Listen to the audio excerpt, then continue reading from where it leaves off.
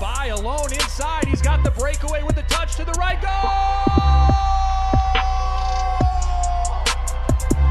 Everything you wanted from this debut. It's Brandon by taking a shot with the left. Goal! Isaac Friend from 25 yards out. The equalizer. Will Kidd with the touch of the goal. It's a go-ahead goal. Minneapolis City. This is the People's Pitch Podcast, the official podcast of your Minneapolis City Soccer Club, brought to you by Summit Brewing Company. Hey there, soccer fans. This is the People's Pitch Podcast, the official podcast of your Minneapolis City Soccer Club, and I am your host, John. With me today, as always, is my trusty sidekick, the Nate Morales. Nate, it feels kind of nice to have something else to talk about with the election stuff going on for the leader of the free world, which seems like it's going to last for a bit here. But how you doing, man? Oh. Yeah. I said election. Election. Yes. Election. Yeah, the election. That's what I've been thinking. Election, yes. Yeah, last week, yes. Yeah, it's nice to get my mind off of things, if only for a few minutes, and hopefully we can bring a little distraction to people and then listen to. But it's been a tense couple days, John. Last week, it's already last week already. I feel like we just posted it, but last week we cheated. We posted an old audio file of the Twitch cast where we talked to Max Stewart and Kevin Hoof and Luke Hawkinson. And if you didn't notice, that's cool. But this week we have some things we actually need to talk about that are new. So first of all, the Rona, man, it seems to be attacking the MLS, in particular our cousins across town. So we're going to talk briefly about what they're going to do.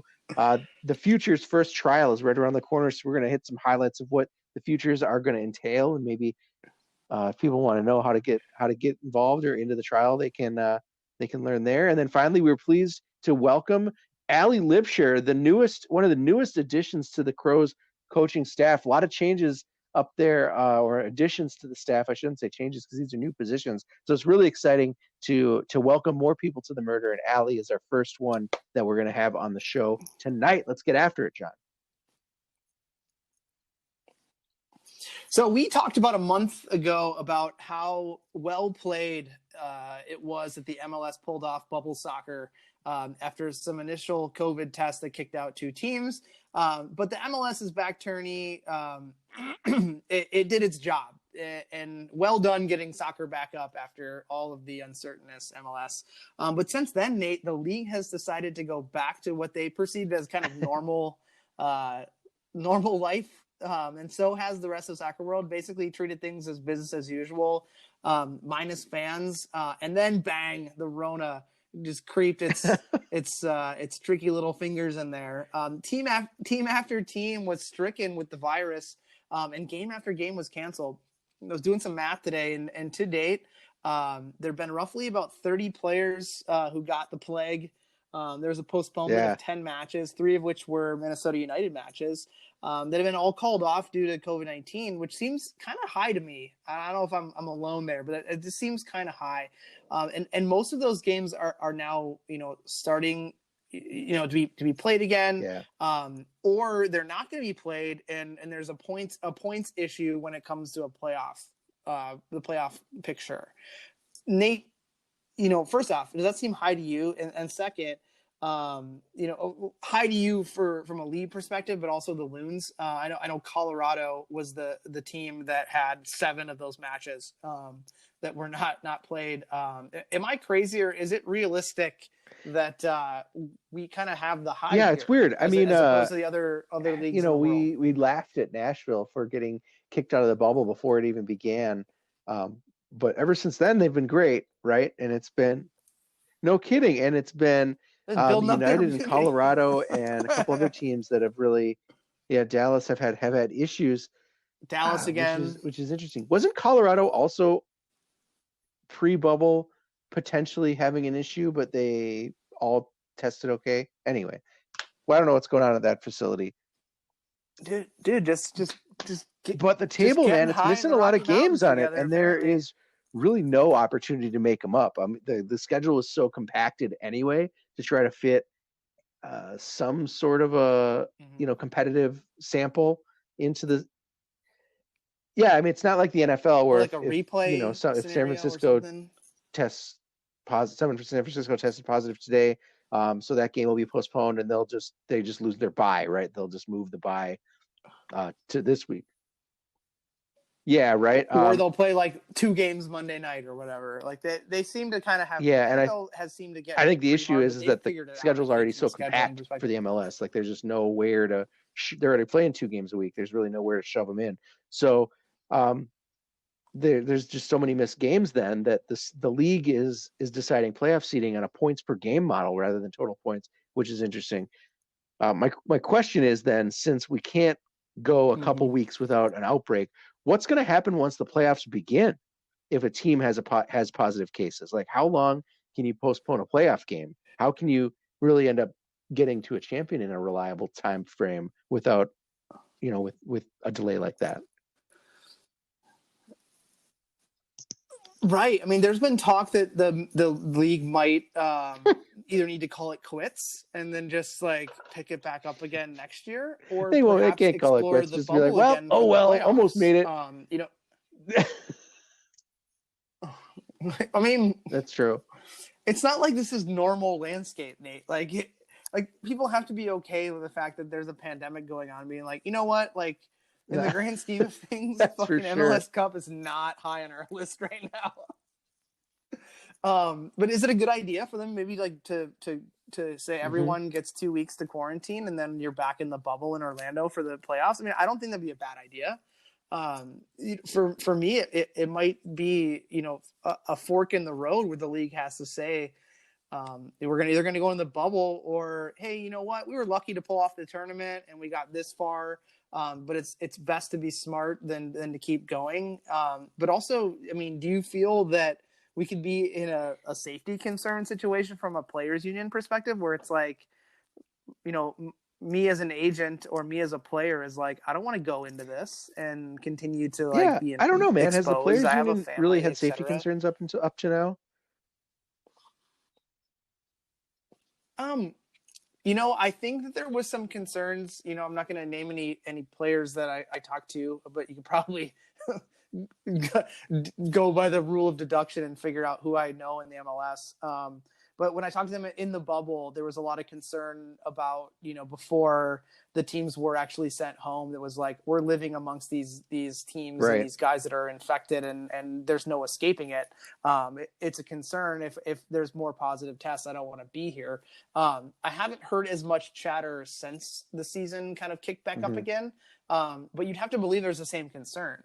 Especially as we're going into the colder months where we're going to start having more, you can't necessarily go outside as much in certain parts of the country and be safe. So there hasn't been anything, but I'd have to believe that at the underneath the surface, there's probably meekly been some ending the season or going back into a hastily constructed bubble for some playoff scenarios would really be a fitting end to the season. It's just kind of, the season's just running on fumes, man. Like, I wonder how teams are seeing fan engagement and what this is meaning for enthusiasm for some of the MLS's more recent additions. Like, I'm gonna be honest with you, dude. With European soccer in full swing, and after Fox Sports North was dropped by YouTube TV, like I haven't thought about the Loons or the MLS in some time, unless we're talking about the show, right? You and me talking about them here, and that's sad because I'm still a season ticket holder. I never missed a game. We were really loved watching them, but it's just like, I got other things to worry about, dude. And if you're not going to play on any sort of consistent basis, or you never know if a game's going to really happen, like, oh well. So looking forward, I wonder what March or April is really going to look like when we potentially start back up, and what's going to happen to clubs' financials if suddenly, like, you're looking at 2 seasons without fans in the stands.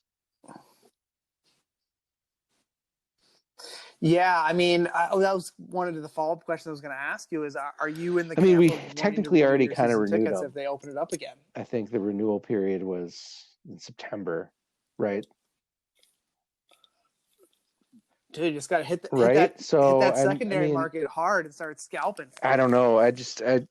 I feel like it might be optimistic to think that come April we're going to be able to go to games again, but the club has done a good job of at least giving us we didn't have to pay for for the games that didn't happen this year, so that's nice. So if that continues, we won't have to pay again. But that's you've got all your season ticket holders, you've got people that don't, they're selling out every game, right? A sellout. It was like the biggest joke, but all of a sudden there goes your revenue for that. Yeah. And can you really make that up over the course of 2 years just by TV contracts? I don't know.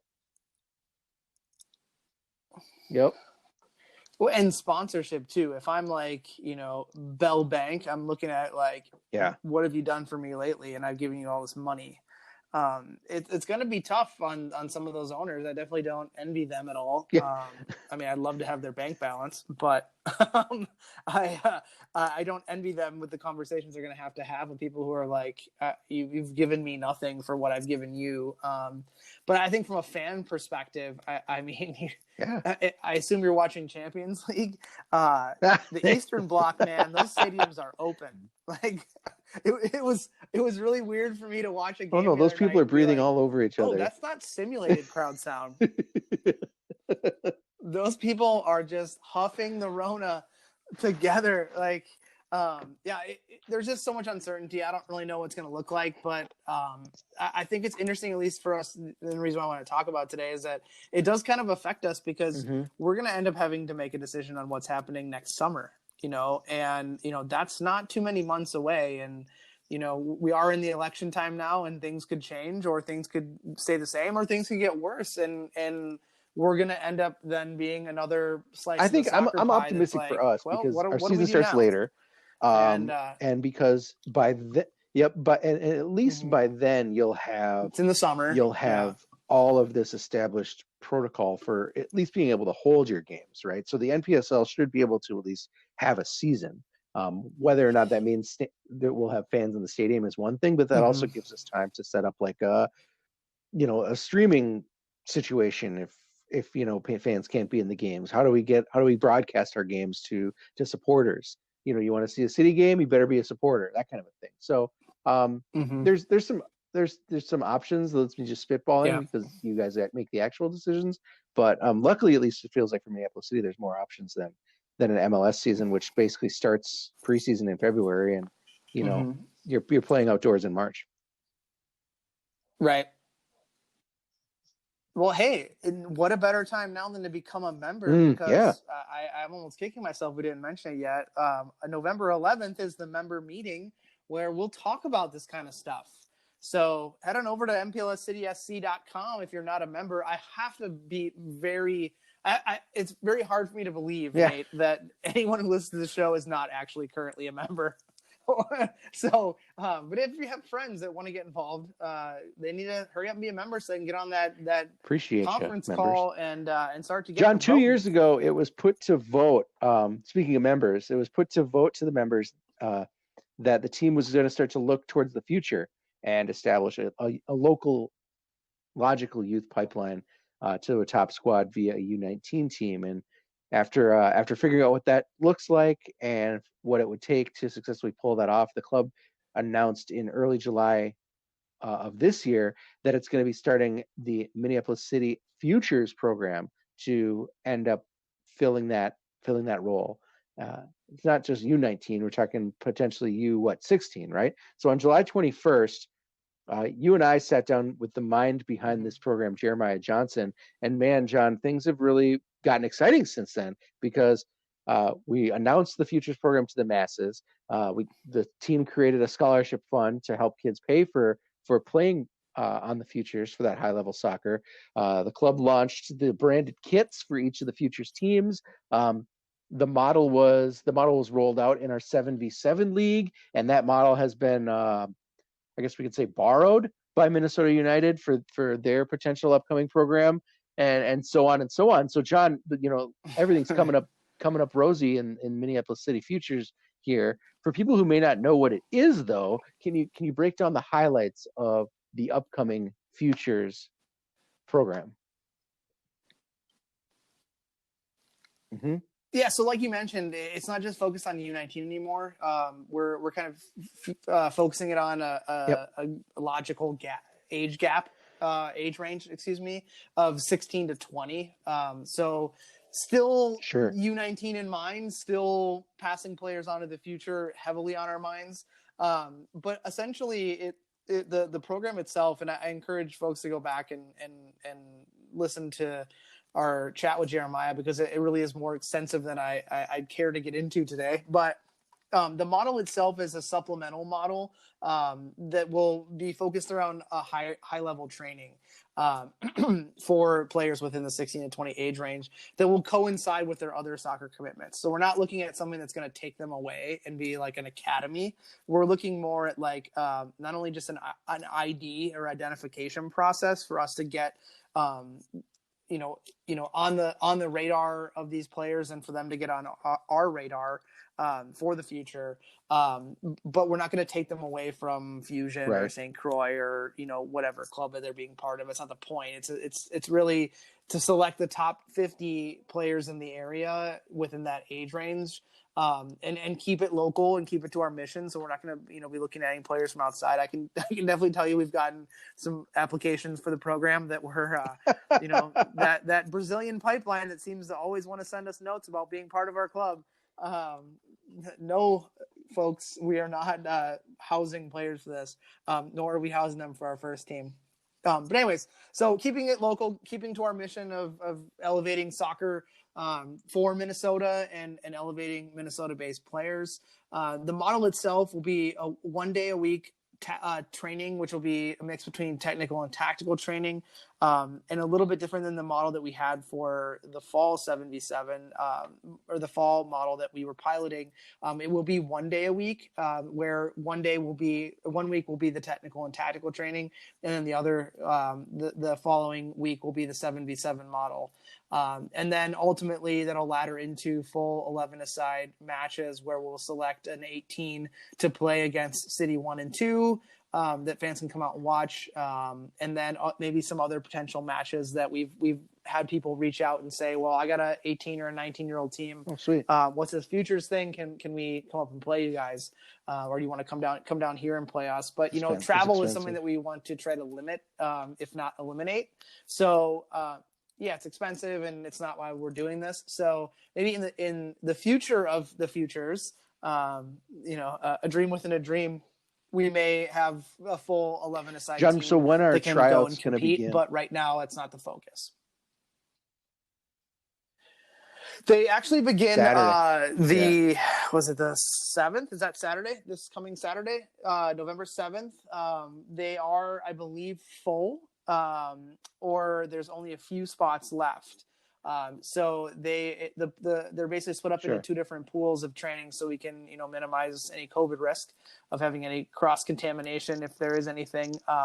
So there'll be two different sessions starting on Saturday, and then they'll go another 2 days within next week. Two ways that kids could have got involved is, they send their application basically with their video and whatnot, and a little bit about themselves. But it sounds like there's also a little space for maybe some latecomers or someone that's been on the fence to join the tryout late.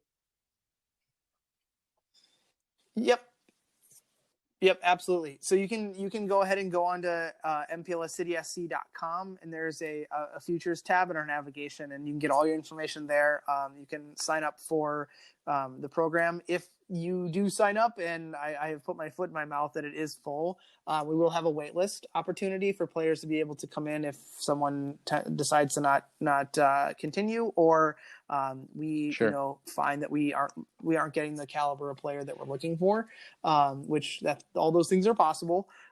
So you definitely sign up for the wait list, because then you're the next man up. So you can do that there. And also, if you are signing up, there's an application process for getting some financial assistance through our scholarship fund. And then post-evaluation process, when does the futures program really get started, and what will be the first order of business? I mean, we get started immediately. So the team gets selected after the next week and a half trial process. And it's like the following week. So like 2 weeks from now, 2.5 weeks from now, it's like the first training session. So that's kind of the reason why you saw a flurry of coaching staff decisions that were made. One, because we're, as you know, and people who listen to this know, like the November, December time period is when we get into our preseason for our first and second team and our recruiting period. So we needed to make sure that we were not forgetting to do that this year, even though we don't know what next year is going to hold for us. So yeah, it's coming in fast and furious. So it'll be starting right away. And I know other youth clubs have started now that the high school season is over. So it's not uncommon to see it starting this early. So yeah, we're getting right after it. And the first order of business will be just that player ID, making sure that we're selecting the players that fit for the model, and obviously fit within our core mission and values. On and off. All right, the future is almost here, and then we'll see where it goes, man. After our first season, we've continued to level up in many areas of the club, both on and off the field, and that definitely includes bringing in more leaders to help train and guide our players. I'm pleased to welcome the newest member of the Murder, recently named Minneapolis City Soccer Club Director of Goalkeeping, Allez Lipsher. Allez, welcome to the show and welcome to the club. How are you doing? I'm doing great. I'm still getting used to the idea of joining a Murder. I'm still wrapping my head around that. Yeah, it takes a bit, but you get used to it. We also found out that a rookery is a collection of juvenile crows. So I mean that's another. I mean, if you want to go that route, you could also go that route. Juvie Murder seems somewhat more. I don't know. Less intimidating, maybe. Yeah. Maybe we'll edit that one out after. But we like to start off and ask all of our guests that we have on the show, specifically new ones, to help us out. Tell us and your listeners about your soccer journey. Where you started from, and then kind of how you got to today. Yeah, sure. It's been, I guess a very roundabout journey. It started in Hawaii, where I was born.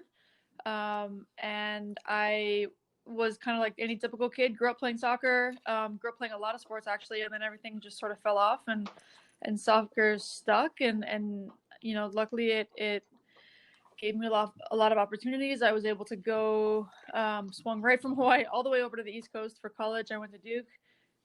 Played there, and right when I graduated there, I had the opportunity. I guess I had the opportunity to hang out for a year and not do much and work a bunch of bum jobs in California, waiting for the pro league to start up. But once it did, I jumped in and played in the WPS, which was the women's pro league, for 3 seasons before it very unceremoniously got shut down. And I guess because of that, I sort of jumped into the coaching world, which has been, a fantastic and also an equally as roundabout journey. It's taken me from the Southeast to the Northeast to now the Midwest, and I landed in Minneapolis a few years ago. I've been at the University of Minnesota as their director of goalkeeping for the last kind of 3 seasons, 2.5 seasons if you count whatever's happening right now. Yeah, whatever whatever this right is, right? We'll give it some sort of quantitative value. And yeah, so I guess, in the whirlwind of soccer, and the washing machine of soccer, I kind of popped my head up and here I am. And I was lucky to meet a lot of really, really great people along the way, I should say. And one of them was Matt, the head coach of the team. And he and I have had some conversations kind of about what his values and principles and all of that are, and why he got involved with the club. And it just got me really excited. So when the opportunity, came along to get involved, I definitely took advantage of that. And note that I purposely did not say his last name, because I think after 2 years of knowing him, I still can't say it correctly. we just MVB, and then we definitely go right to the abbreviation. Yeah, we're with you on that one. I think I started on my phone like soon after, I kind of got his contact information, and I was like, Matt, and it's in my phone is like Matt V, and then it's like 75 consonants. Like I just was like, yeah, that. I still have Adam Pribble as Adam Pribyal in my phone. He's never bothered to spell it correctly. Yeah, I'm like, whatever. There's not another Adam Pribble in that Rolodex, so I don't necessarily need to change it. So, Allie, it sounds like it was mostly through conversations with Matt that you kind of came to learn about Minneapolis City. Had you heard about the club at all otherwise, or was it, Yeah. So actually, I mean, I'm sure we'll talk about this, or talk about her, I should say. But I knew Tori. You know, she was a player at the U. I had joined the staff sort of shortly after she graduated, so our circles were the Venn diagram, I guess, of our circles was pretty closely connected. And she has a couple of close friends. She knew some people with the club, so I was familiar with it. You know, I think when I moved here because my wife got a job here. So we did she was also a soccer player, so we did a lot of research into sort of like the soccer scene upon moving here. We're like, are we gonna like it? Is there soccer? Like, yes, soccer. Like, okay, we can do Minneapolis. That's fine. So I had heard about it sort of tangentially, and then kind of, I think through Matt sort of grew to know more about it. I think Tori played with a couple of players at the U who have boyfriends in the club, I believe. Believe so. Yep. That sounds right. It's a small soccer community, I guess, huh, John? Well, that's what happens when you create a soccer club totally revolving around people from Minnesota. Yep. You tend to like get caught in that web. I think, you know what? I think soccer folks just know that we are in fact the best sort of folks, so we tend to kind of stick together. Is my my assumption, I guess.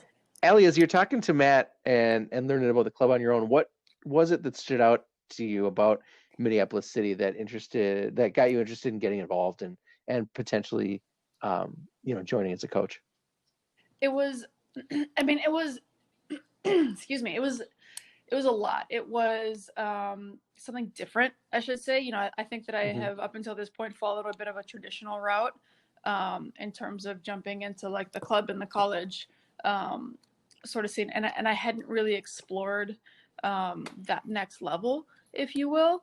I think once you jump into the traditional side of things, it for all the right reasons, it sort of puts like boundaries on what you can do, where like I can't coach high school girls outside of a club scene, right? Because I'm involved in like the college game.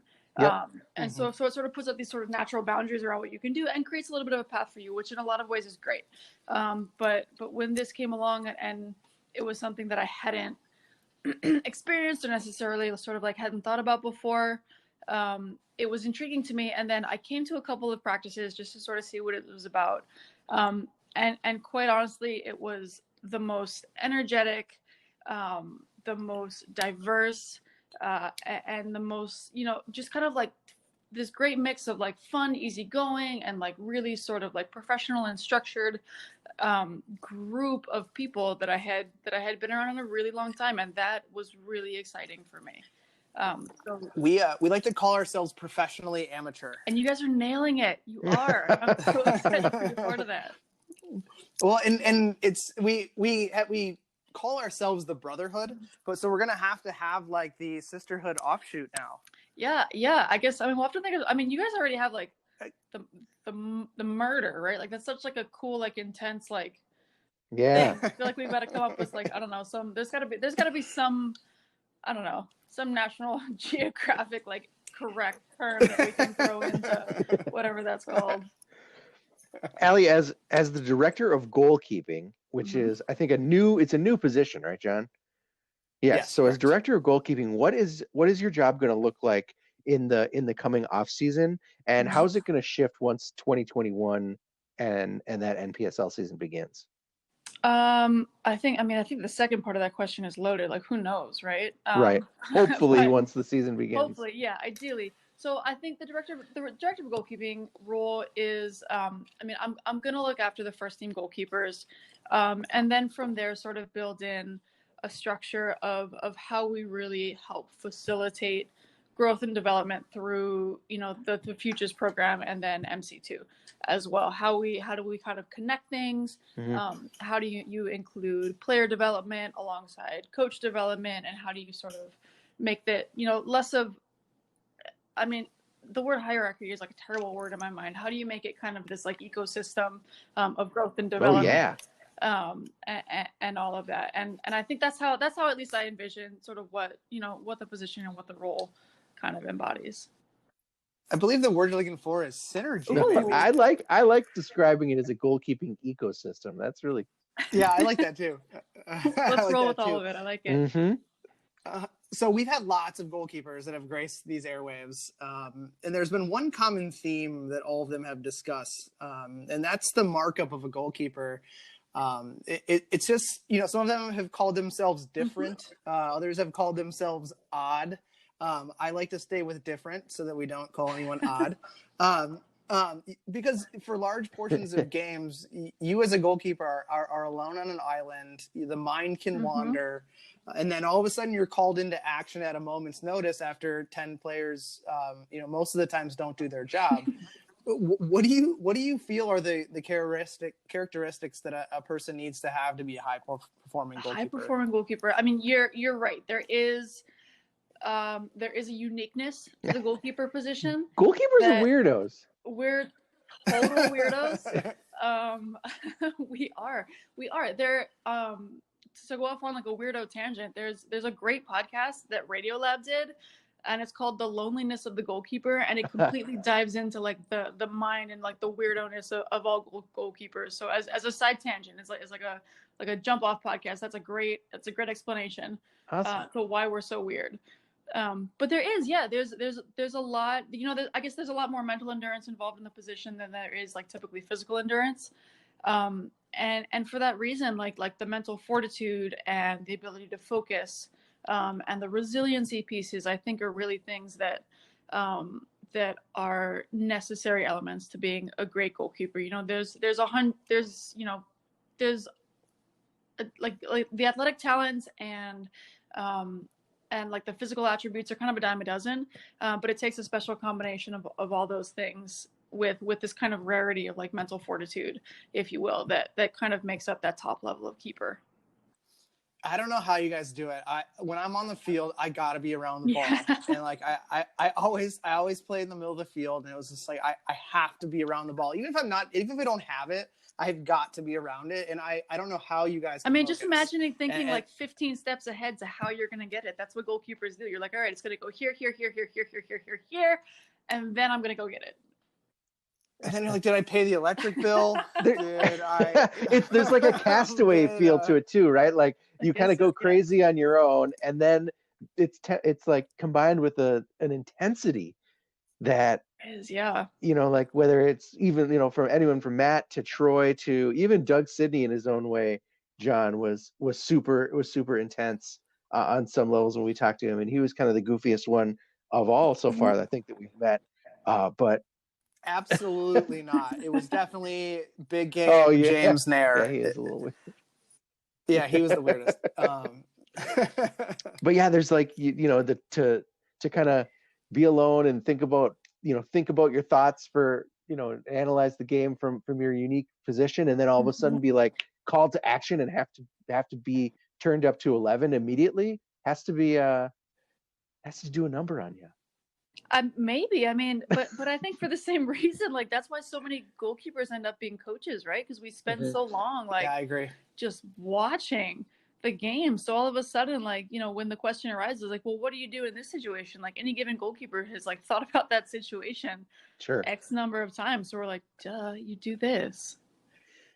And super keen on being able to say that player right there is crap at their job. Very fair. Yeah. And we are not afraid to call them out on it, either. Yep, exactly. What are your goals for the goalkeeper's corner at Minneapolis City? Oh, wow. Man, that's big, and that feels precarious because I haven't even put in like a full session with these guys yet. Sure. But you know what? Is there like a philosophy that you'd like to bring to the club? I think so. I think if I'm just gonna kind of extend my philosophy from what it is now, like I wanna give goalkeepers the tools to empower themselves to make themselves better, because whatever I know, like however much I want someone to succeed and however much talent like I see in someone, they're only gonna get as far as they want to go, right? Sure.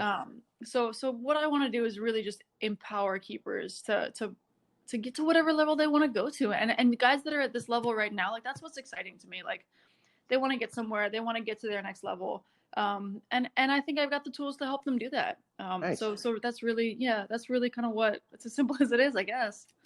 We've been lucky enough at Minneapolis City to I guess, have some stability at the keeper position over the years. But with, this last non-season and this influx of new talent that we've seen from the 7v7 league, it really feels like we've got more options than ever across the system from NPSL on down. Are you comfortable talking about maybe what you're considering your approach to be when it comes to developing that position at the club level? I know you did mention at first you're really just going to focus on NPSL goalkeepers at first and kind of start backfilling with some of the younger people. But have you put any thought into that approach? Yeah, I mean, I guess to some extent, that's where my role starts, right? Yeah. But I certainly wouldn't say that I'm going to put more focus there than any other focus. I think that part of, you asked sort of about what the goals are. The part of the goals are to create sort of a natural pathway. Sure. And part of that has to do with player development, and part of that has to do with coach development. You talked about the fact that there's a lot of coaches in the program that are goalkeepers and that have the ability to be part of that pipeline. So I think part of what I'm looking to do, part of what I'm looking to do is develop kind of that 360-degree pipeline, which again is kind of like an ecosystem, right? Where you've got these connections and you've got the training environment, and you sort of have a philosophy, and you just got the relationships that help sort of build something that empowers kids, even first and foremost to come out for the Futures program and to know what it is and to look at what it is, and then through that grow alongside someone who's maybe at the top level or at the second level or whatever that is. I think that there's a cohesiveness, and I think that there is a natural evolution process that I'm hoping to sort of apply. How I do that and what that looks like is very, very yet to be determined. Up in the air, so that's cool. Yes. So as a former professional in the women's game, what was the league like during your playing days? Or what were the leagues like that you were playing? A lot of fun, but they didn't pay well is really kind of the overall summary. It was really exciting because I was part of sort of the second iteration of the pro league in the US. So it sort of felt like a resurgence in a way. WUSA had sort of sprung off the back of that iconic 99 World Cup. And then it had sort of hit a wall, and it was sort of this new thing that it felt like they maybe just hadn't figured out how to do the right way. So when the WPS came along, it sort of felt this is it, all right, here we go. And I was really lucky with the timing where I was just a year out of college, and able to sort of jump in. I got really lucky. I went into the Boston Breakers, which was coached by Tony DeChico at the time, obviously a tremendous coach, a tremendous mentor, and that was another goalkeeper. That's right, another goalkeeper, and yeah, it was a ton of fun. I mean, what's not fun about being 22 and 23 and getting to live in a cool new city and play soccer for a living, especially at an age when you don't know what a living is, and whatever pennies you get thrown are enough to buy you, a roof over your head and a beer after the game, and that's kind of all you need. It was great. It was perfect. So much fun, and I think that I got to play with incredible players, and I got to be shaped. Despite myself, right? I didn't even realize what was going on at the time, but I got to be shaped by some of the best players in the world.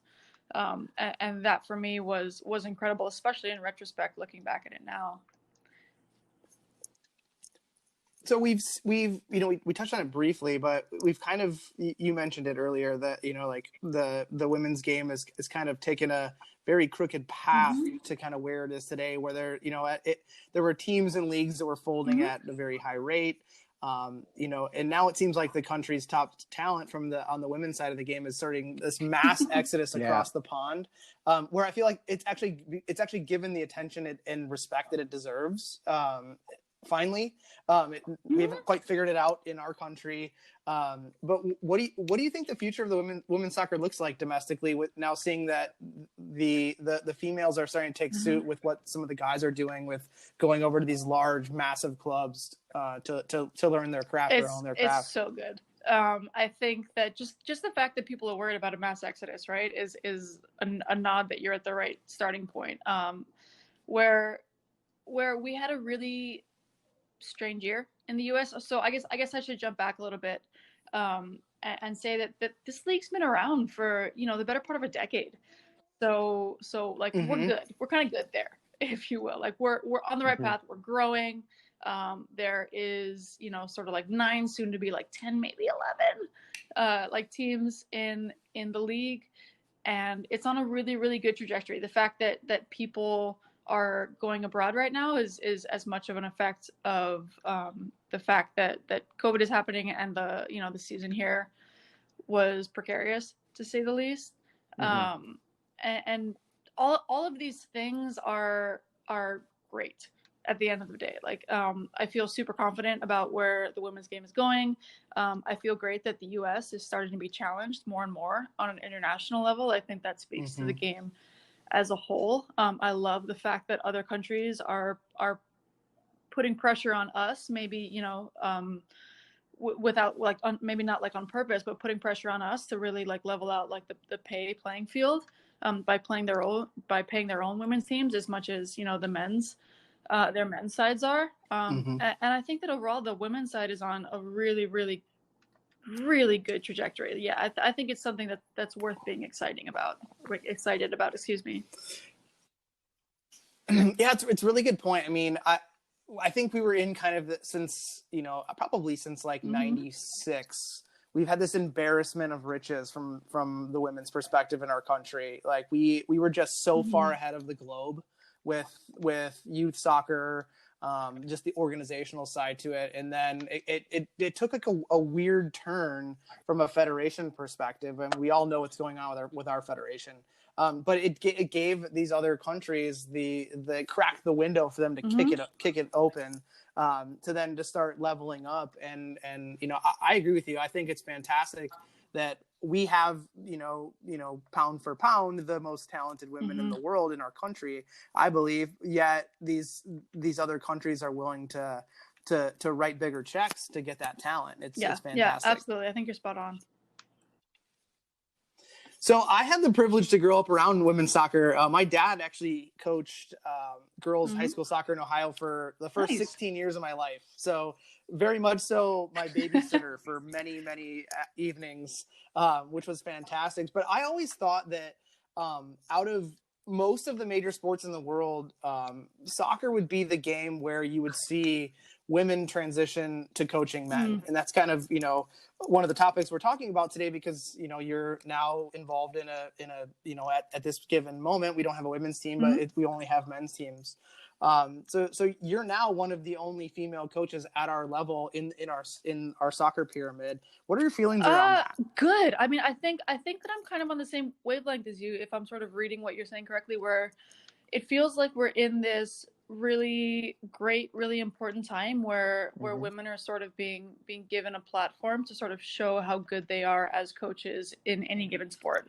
And honestly, like my feelings are, if women can coach in the NFL where there is no female sort of equivalent, there's absolutely no reason why women shouldn't be coaching, in the MLS and extending that into Europe, into, whatever division you want to say, even into the Premier League. I think there are incredible players that have incredible soccer minds that just aren't being used to the best of their ability, because of whatever sort of systems that we're used to falling back on. So personally, like, it's really exciting for me to be able to kind of explore the men's side. I think it's cool that I'm one of the first women's coaches on in this league, and especially kind of in this conference. That's not the point, I guess. I think for me it's a great challenge, but I think it's cool. I think it's time. And I'm here to support that on any level. Like personally, I don't understand why, say, someone like Jill Ellis isn't immediately in a conversation for any of the MLS openings that are coming up. Right. Like I don't get it. I mean, like, her ability as a coach, regardless of gender, is so high. and it was evident when she took over the national team, and then kind of what it turned into a little bit after her. So yeah, I completely agree with you. I think regardless of who you are, a good soccer mind is a good soccer mind. And yeah, absolutely. And I completely agree. Fingers crossed that she ends up, there's rumors that she might end up in DC, and I hope that's true. Mm-hmm. That'd be incredible. Oh, there are? That would be really cool. That'd be right. That'd be super, super cool. Yeah. You heard it here first. / I heard it on Twitter. But yeah, I agree. I think it's time. I'm glad that maybe some waves are being made, but as always, it can always sort of grow from here, and I hope it does. Well, we're doing the best we can to help the waves grow. Yeah. Allie, so one of your roles or one of your jobs is you've got your own goalkeeping coaching business. It's called First Line Football. Can you tell us a little bit about that and kind of how long you've been operating here in the cities? Yeah, totally. So First Line Football started basically from the fact that like a lot of goalkeeper coaches do individuals as sort of a side gig, with kind of kids obviously like younger than high school age that aren't really like recruitable athletes. So when they coach at like the college level, and I just kind of wanted to form like a philosophy around it, and my philosophy is that like I want to help grow. I mean, I like almost hesitate to say like, adapt goalkeepers to like the modern game, like develop the modern goalkeeper, because it is such an overused talent. But ultimately there's this idea that goalkeepers have to be more than just a shot stopper now, right? Like the idea behind the name is that we are no longer just the last line of defense. We're the first line of attack. So as a distributor. Yeah, exactly. So empowering goalkeepers with the tools they need to be good soccer players first and foremost, and then to follow that with some of like the mental, physical, technical tools that they might need to grow in the position. So it's really just a project that I was like, what, this could be really cool. I have a philosophy about goalkeeping. Let's see what I can do with it when I'm training a bunch of younger goalkeepers. And it's grown from there. It's a ton of fun. I've probably got 30 or 40 goalkeepers consistently, probably close to 50 sort of, just younger goalkeepers in rotation. And I love it. Like I love coaching the higher levels. That's obviously sort of, what I'm stepping into with the club, but there's something really special about kidding, kind of like a wet ball of clay and seeing what you can make out of it. So was there any part of you deciding to jump into this business, the fact that within the majority, in my opinion, of youth soccer doesn't really cater towards goalkeepers. It's a lot of standing around for a goalkeeper because coaches aren't really, a lot of coaches at youth level, and I don't care if many of them are listening, are garbage because they don't quite know how to build out a session that includes a goalkeeper unless there's a dedicated goalkeeper coach. Did you have anything like that in mind when you were a little bit? I mean, so I definitely offer like coaching in terms of like how to think about how to include your goalkeeper in a session as part of what I do. But I agree, like so many roles that I've taken on since moving to Minnesota have been like the first, like with the club role that I'm in, like I'm the first director of goalkeeping, and I had to sort of go to them and like outline what that might look like. And luckily I'm with a great club that was like, yep, like we need this. This is something that we want. Like, here we go, let's do it. And the same thing with Minneapolis City. Like it's kind of it. Luckily for me, I guess I'm hitting it at a time where it's like more and more recognized that goalkeeping is not just like, the 11th position. It's a little bit of a special teams position, and it should be sort of treated with the dedication and the focus that any sort of special teams position would be given, I guess, to equate it to an American football analogy. Yeah. Nailed it. Well, Allie, one of the things that we like to do on our podcast is we play games. We love to play games. Let's go. And we create our own fun here. And this game that we have is called Ask John anything.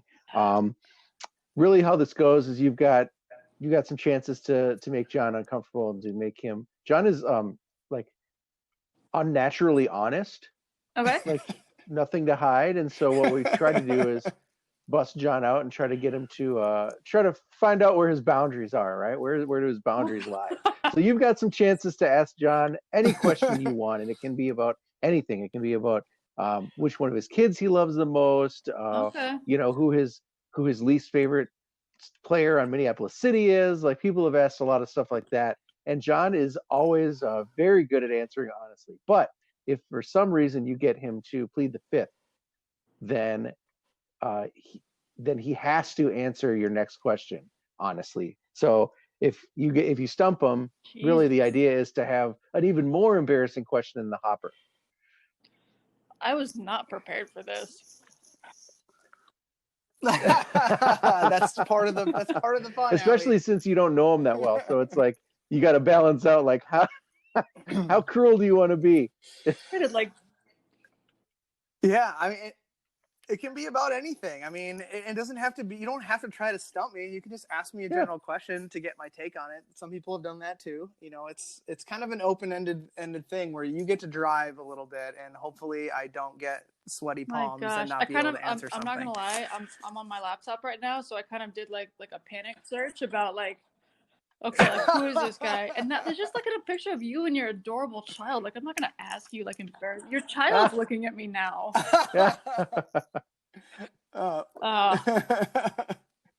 It hasn't stopped people in the past. I can definitely say they're that. Savages. Your child is too cute for this. Well, I appreciate that. Definitely gets. Is it just the one, or do you have more than one? I have two sons. I have a 4.5-year-old son named Gus, and then a 2. Is there a more promising soccer player between the two of them? Oh, there's a good one. Would that be your first question? Sure, Jamie. That's my first one. It doesn't have to be. If you want to think about two proper questions, I can answer this one as a freebie. That'd be great. I would love. Yes. Okay, so the freebie is they both like soccer.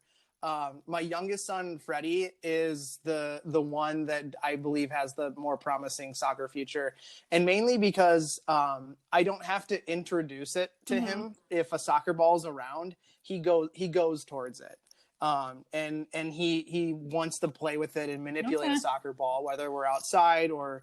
The other night, I just took a bunch of a toy car, a dinosaur, or whatever, and I kind of spaced them out, and I showed him how to dribble through them, and he did it for 30 minutes. He just wanted to get it right, and I was like, okay, that's how I was when I was a kid. Like, I always wanted to be around a soccer ball. Where my older son Gus, he's the type of kid who's like, if we're playing soccer, he dives into it, or if a Minneapolis City game is going on, they know organically that the soccer bag is by the door and I'm wearing certain colors. So they're like, he's like, oh, I want to go to the game. And mostly for him, it's because my wife then loads him up with whatever snacks he wants, so he doesn't run off and cause hell. So I think like he tangentially likes soccer, but I think that as he gets older, he may like it more. But I think Fred's definitely the one that has it. And my older son Gus is a total klutz, where Fred has more dexterity as a younger kid, and good balance. It sounds like Gus might be a goalkeeper in the making. I'm not gonna lie. Like between the snacks and like the wearing cool like different colors, I can really relate to whatever he's drawn to. Yeah, but when you hit the ball too hard towards him, he gets a little afraid. So maybe not, but there's time. All right, there's time to get rid of that fear. just drill a few more at his face and see how he does. I will totally do that. I'm that type of dad. Okay. Okay. So have you gotten? No, because your child is still staring at me. I do. You gotta click away. Okay. Gotta click away. Who within the coaching staff is your favorite like person? Yeah, who's your favorite person in the club right now? My favorite person within the coaching staff in the club. No, as a human. As a coach. Who do you like the most? Well, it's kind of a cheat question because so Dan Hudeman and I, who started the club together, so he and I, another goalkeeper, by the way, he and I grew up together like 30 years ago playing youth soccer in Ohio. So I've known him for decades. So when I moved to Minnesota for work, we had kind of taken different paths. Around like 12 years old, he moved to California for his dad's job, and then eventually I moved to Wisconsin after my dad retired from the military. So like we kind of disconnected for quite a few years, and then he went his path in soccer, and then ultimately it led him back to advertising, and then I did the same thing. And then an advertising job actually ended up becoming open at the agency he was at here. So then when I moved here, then we kind of got together and collectively started soccer at the men's level together.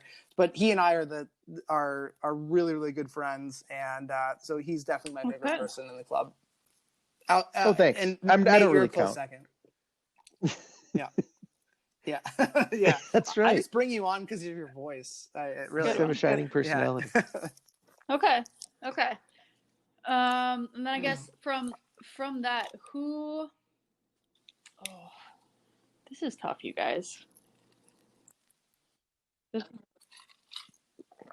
I can definitely tell you it's not as tough as I have felt over the past few months.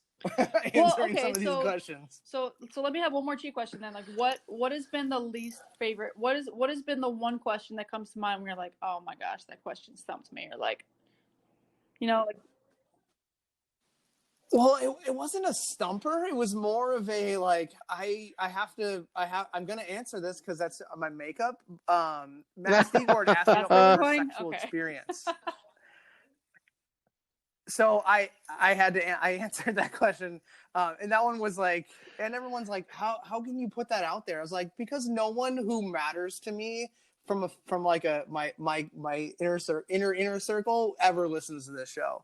So I'm okay. I can answer these questions. So that was probably the one that really someone was close to getting you. Maybe I don't know if it was Jimmy Conrad, but someone was close to getting you when they asked about players. But you've been pretty open as well about players you've disliked or that have driven you crazy too. Yeah, I've definly gone that route too. All right. Well, you're lucky. I'm not necessarily interested in your first sexual experience, but I appreciate that. I don't want to have to relive that again publicly. Their first sexual experience. Let's be honest. Who has been your favorite goalkeeper in the club and why? My favorite goalkeeper in the club was definitely James Nair, who I mentioned before, who was clearly the weirdest one that we've had. So James came through into our system through our men's affiliate, Stegman Soccer Club.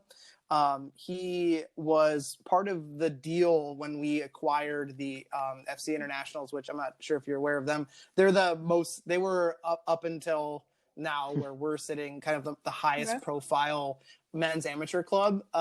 And they had some kind of organizational stumbling blocks that financially that ended up getting them into some situations where bills weren't getting paid. And the most successful club was not potentially going to be able to play in the top levels in our amateur state system. So we came to the club and we gave them a lifeline to I'm totally going off on a tangent, but I'll get back to your question.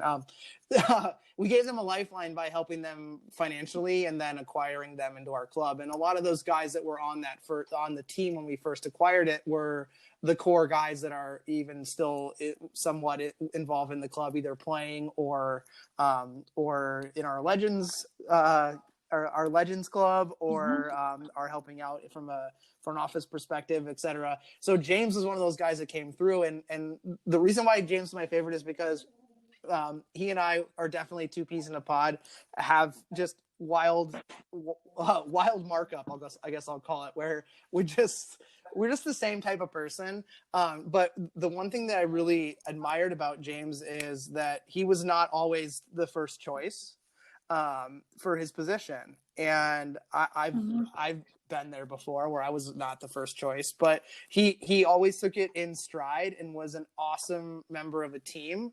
And then whenever he was given that inch, he jumped in with 2 feet and he took over and performed at an extremely high level. And I know that's really hard for people to do, especially when you're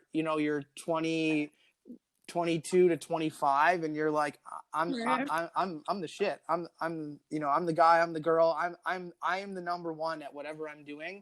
To be able to humble yourself and still have that attitude, but then also be able to own it when it's your chance is extremely rare. And I think James definitely embodied that. But I love all our goalkeepers, but that's James a glowing review. I like James now too. One of my He sounds like favorites. a great guy. He's went to optometry school in Chicago, so now he's not with us anymore. But I told him, as soon as he gets that first practice, we're going to be cashing those sponsorship Love checks. But I think he's got a pretty strong family backbone here in Minnesota, so I'm sure at some point he'll make his way back. And Yeah, I'll it sounds introduce awesome, man. It sounds like he's got at least one supporter here, so good to go. Yeah, 2. I'm sorry, you're right. 2. Yeah, no, you mean 2. You are the newest one. Yes, exactly. Well, thanks so much, Allie. It's been awesome getting to know you and talking to you. Looking forward to seeing you on game day and being able to meet you in person one of these days when this is all over. But if people are interested in first line football, where do they go? Where should they check out? They can hop on over to www.firstline.football and check out what we're about. It's it's goalkeeper training. It's good. It's a good time. Proud of kind of the little thing that I built, and digging it. Thanks for the shout out. Yeah, no problem. Always love to plug the side hustles. I mean, all 8 listeners of this show will be hitting your website. All right, Allie, thank you so much. It was awesome for our listeners to get to know you, and like Nate said, super happy to have you involved, and can't wait for you to actually get out there and start experiencing all the stuff that super we're hoping stoked. to Really, do really in good to talk to you guys. Thank you. Yeah. All right, have a good All one, right, guys. well, Bye. have a good night. Thank you so much. Talk to you later. Yeah, bye. That is all for this week's show. Thank you, as always, to our show's sponsor, Summit Brewing Company. Sadly, Oktoberfest season has come and gone, but you know what that means? It means the winter ale is here. It's winter ale time. It's a timeless classic. It's a perfect mix of a darker session beer, and it packs that right amount of punch to keep you warm when you're shoveling whatever snow Jack Frost is going to toss at you over the next couple months. You got to go pick up that winter ale today. Summit, a more meaningful brew since 1986. I'll also plug the House Party Pack, John. I picked a couple of those up, and they've got that beer that is their coffee stout that's only available in the House Party Pack, and it is awesome. You get the Keller Pills, you get the Summit Saga, and you get the Great Northern Porter. And then I'm gonna look in my fridge right now to figure out what that thing is called. Cold Fusion. Dark Fusion. I'm sorry, Dark Fusion is what it's called, and Fusion. It is Dark delicious. Yeah. So Summit, thank you so much. Great sponsorship. All right, if giving back to the community means a lot to you, giving back is so cool right now. So it is time to give to the club that gives back. Minneapolis City is a 501c3 that provides a safe, reliable, and fun environment for young people to play the beautiful game, as well as our newly formed Future Program Scholarship Fund helps out there too. So consider a tax-deductible donation to a true city-focused organization today. Time is running out. It's almost it's almost donation season when you got to unload some of those sweet tax dollars. Do you have anything you want us to cover? Quests you want us to go on? You got to send us some mail. It's easy. Just hit us up on Twitter, send us a note at The People's Pitch, or through email at mcscpodcast@gmail.com. All questions, comments, concerns are welcome, and you can always hit the club up at MPLS City SC. Remember, head to twitch.tv/MPLS City SC and follow it and subscribe. The next episode of Foot City with Max and Jonah and me is going to be up this Thursday night. We go live at 8 p.m. So be there and learn all about the FIFA Ultimate Team life with experts Max and Jonah and less of an expert me. And that's going to do it this week. I am Nate. That was Allie. Thank you so much. And of course, that was John. Until next week. Oh, that was a weird You got voice. hooked. That was good. You You foot nerds. you got hooked. Poster burning maple weeds, cradle major keys. Thinking back, I've been major since the minor league. So supreme, too much sauce off my olive NMDs. I could staple steez, bend the goat so I get the cheese, never fall. Rake them leaves and make sure every moment gets seized. And everything I see is